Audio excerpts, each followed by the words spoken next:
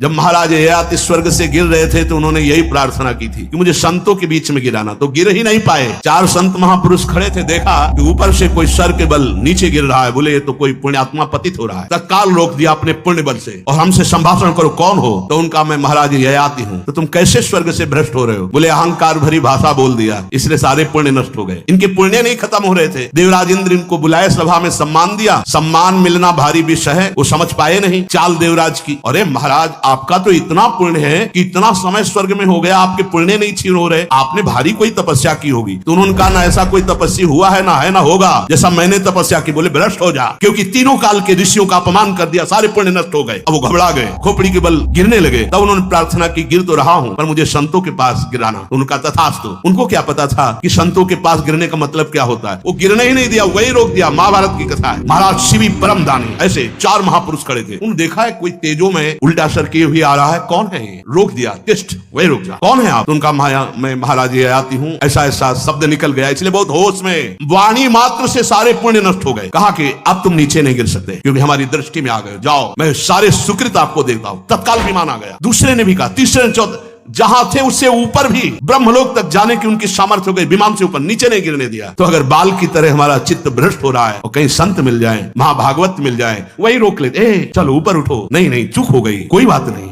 ऊपर उठो। इसीलिए मोरे मन प्रभु विश्वासा, राम ते अधिक राम कर दासा।